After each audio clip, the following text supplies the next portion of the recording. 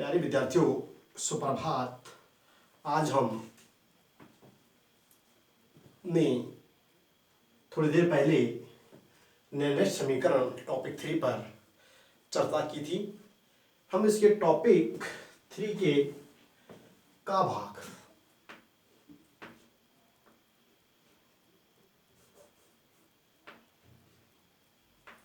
पर चर्चा करेंगे। उसका नाम है निर्णय समीकरण से साम्य स्थिरांक।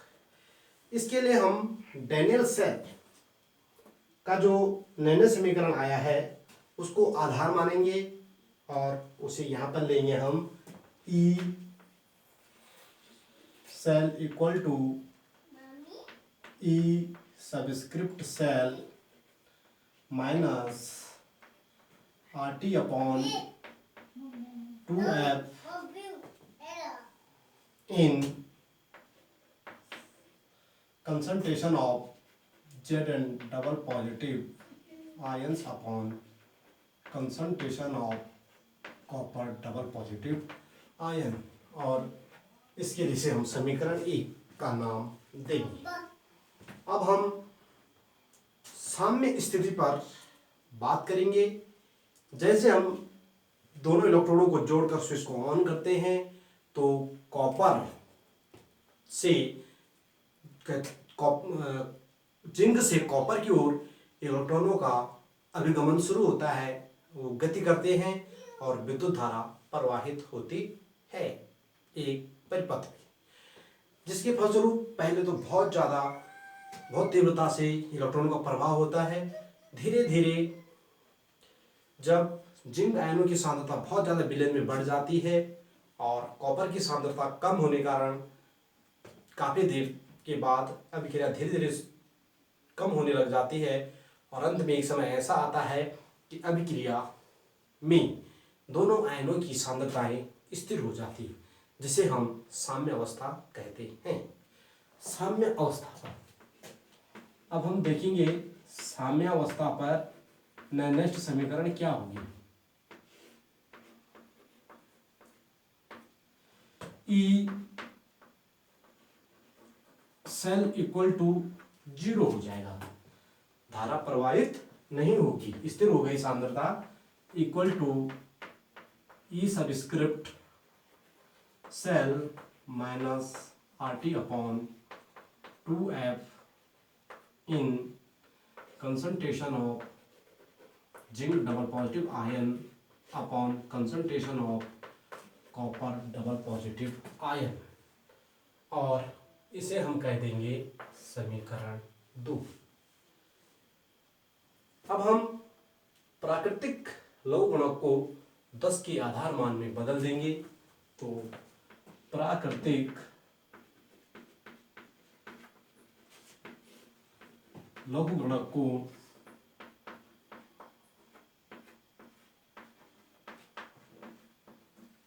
10 के आधार मान में लेने पर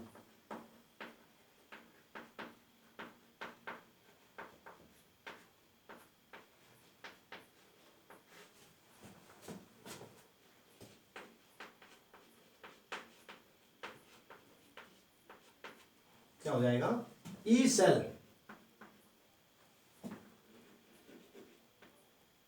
equal to 0 equal to E subscript cell into 2.303 10 log 10 के आधार मान 2.303 होता है, इसलिए into are T upon 2f। यहाँ आ जाएगा log concentration of Zn double positive ion upon concentration of copper double positive ions. अब हम इसे समीकरण 3 मान लेंगे। अब हम इस समीकरण में दी गई समस्त राशियों के जो वैल्यूज होते हैं, जैसे r की वैल्यू, t की वैल्यू, f की वैल्यू रखेंगे और इसे सरल कर देंगे। तो सरल करने पर हो जाएगा ई सबस्क्रिप्ट लेंगे हम, ई सेल सबस्क्रिप्ट बराबर अब इसको इधर के बराबर लाएंगे इधर तो प्लस में हो जाएगा 2.303 इंटू आर की वैल्यू 8.314 इंटू टी का मान 298 अपॉन 2, एफ का मान होता है 96,487।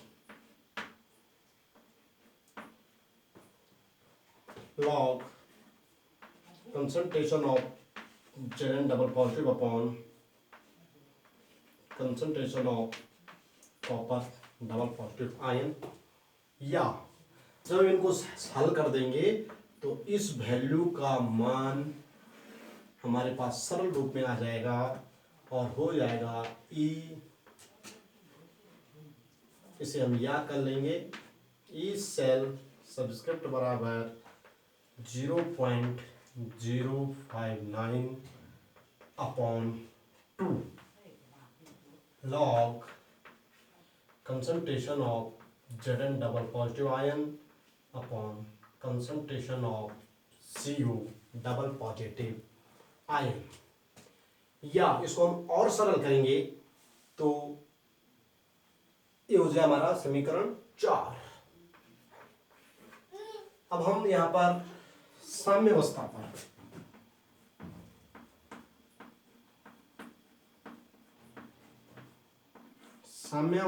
पर concentration of zinc double positive upon concentration of copper double positive ion equal to Kc। इसलिए इसका मान हम समीकरण 4 में रख देंगे तो ई सेल सबस्क्रिप्ट बराबर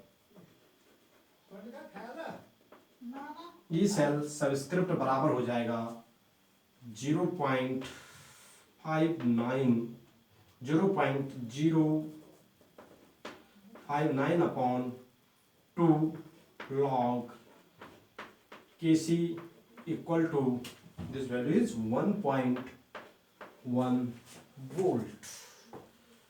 इसे हम और सरल करेंगे तो हमारा आंसर आ जाएगा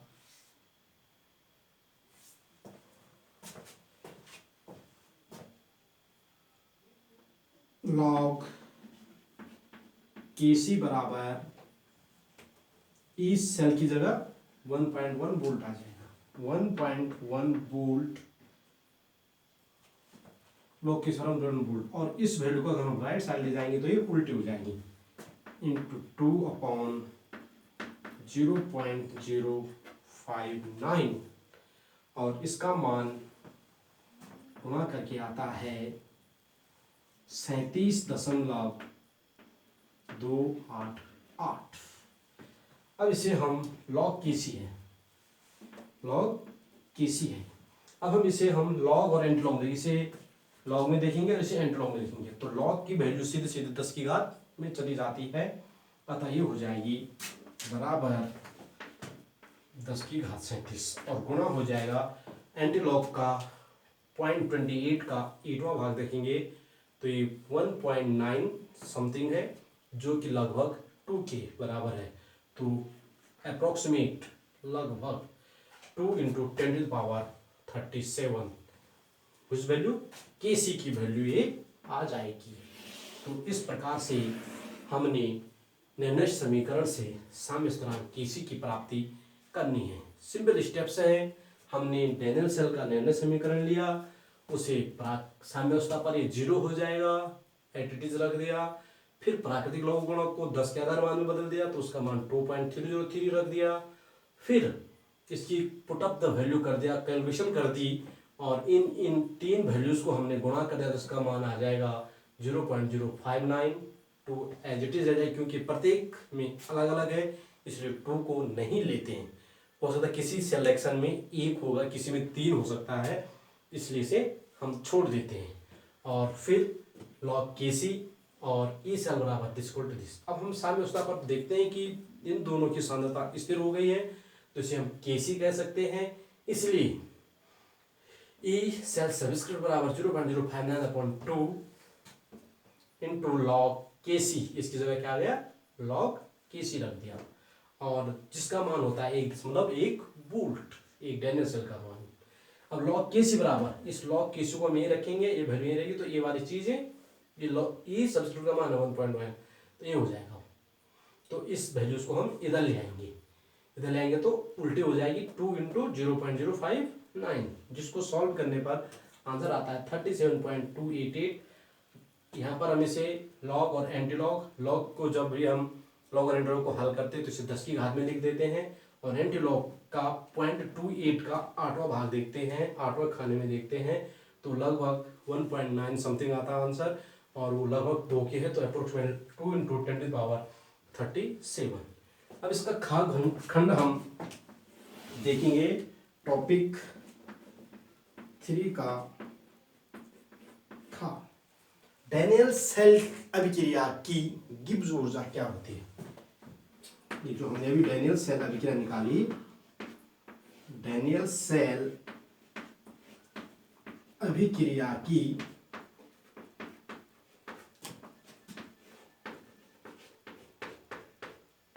गिब्स ऊर्जा। प्रिय स्टूडेंट्स, यदि किसी भी सेल में, जिसे हम डैनियल सेल कहते हैं, उसका जो विद्युत वाहक बल ईएमएफ है, यदि डैनियल सेल का ईएमएफ ई है और प्रवाहित आवेश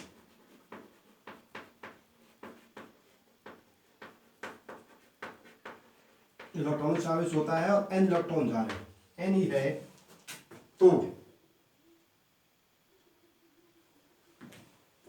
एन एफ ई फैराडे में हो जाएगा। एन एफ है तो, और गिब्स ऊर्जा और उसकी गिब्स ऊर्जा डेल्टा आर जी हो तो डेल्टा आर जी बराबर माइनस एन एफ ई उसका गिब्स ऊर्जा होगी। और यदि सेल अभिक्रिया में सभी स्पीशीज इकाई हो तो तब मानक गिब्स ऊर्जा delta R G subscript equal to minus n F E भी सबस्क्रिप्ट बन जाएगा, ई सबस्क्रिप्ट। और इसका उपयोग हम किसी भी इलेक्ट्रोड के लिए कर सकते हैं। जैसे हम देख पाएंगे कि जिंक और कॉपर इलेक्ट्रोडों के लिए डेल्टा आर जी का मान क्या होगा, एन बदल जाएगा केवल, तो Zn plus copper double positive tends to Zn double positive plus copper solid के लिए गिब्स ऊर्जा क्या हो जाएगी, डेल्टा आर जी बराबर माइनस एन की वैल्यू 2Fe,